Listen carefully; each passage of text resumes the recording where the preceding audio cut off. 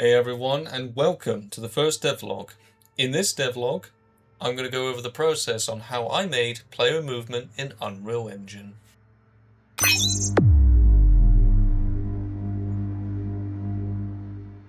Hello, and welcome to a brand new devlog series.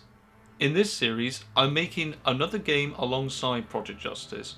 That's much more of a smaller kind of project, something to kind of get out the door, because I'm trying to aim for a game a year release as best as I can. Whereas Project Justice is much more of an ambitious title, this one is much smaller in scope and easier to manage. Where Project Justice is much more of an ambitious title, this game is more of a smaller, more of a token of appreciation kind of title. This game is called Night in Devizes, and it's set in a town in Wiltshire called Devizes. The reason why I'm doing this is because when my mum was trying to move and trying to find a place to live, she found Devizes as a suitable option. And so she went over to move over there, and she really took to it like a duck to water. And the townspeople really welcomed her in open arms and made her feel very welcome. So it's just a nice way to say thank you to the townspeople. And if you are from there, thank you from the bottom of my heart for making my mum feel very welcomed. So with that being said, let's get into it. But before we begin, I must clarify something. The first thing is that I'm not a technical wizard when it comes to Unreal Engine. I don't know how to do certain complexities and certain things in Unreal Engine. It's very difficult for me to do that. I would say in terms of my understanding of Unreal Engine is more of an intermediate level rather than advanced, but I do know some things. I do know how certain things work. I know certain nodes and how they operate and how they work exactly, but I wouldn't say I know every single thing about Unreal Engine. So with that being said, I am following a tutorial series from Gorka Games on how to do this. I'm just trying to make a base to work from, and then once I have a base, I can then just sprout off from there and make it into my own thing. It's just that way I've got something to work with. But also, it gives me a good idea to explain to you guys how do tutorials really help someone who's learning how to use the engine as well. Now, there are certain issues with following tutorial series where when you are following along, you can find issues along the way, and it'll take you ages to try and find just one small issue that you need to go and correct. And whether that's something that you've done or something you've missed, and it'll take you ages to do that, or the tutorial isn't that very good, or that you just don't learn anything. You just have something you've made, but you don't actually truly understand what it does and how it works. And it's a good way of just kind of showcasing off how that's the case, really. So that's why I'm doing this.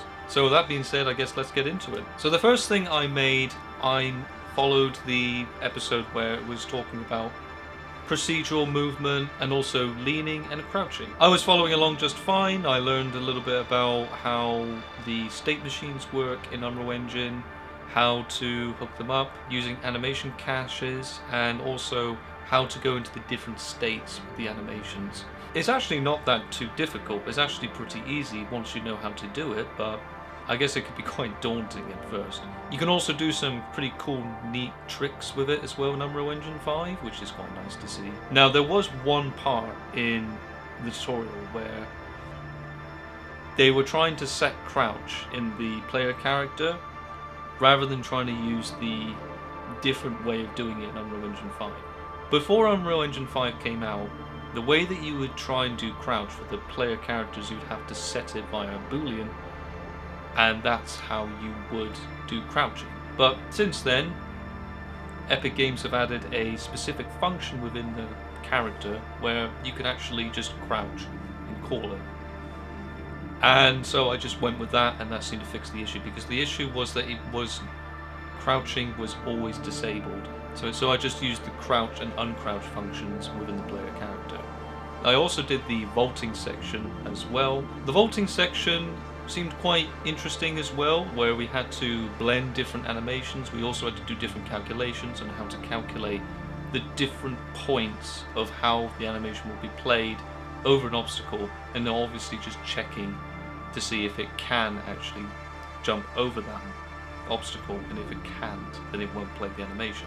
Now there was an issue along the way where at the very end it was supposed to play the animation and yet it didn't. It just seemed to just phase on through. It was just weird. And the reason why that was the case was that one of the variables that was being called was not hooked up properly, and it just wasn't hooked up into the right place. And you know, it just takes one small error like that, and then the whole thing just starts to work again. And it's just one of those.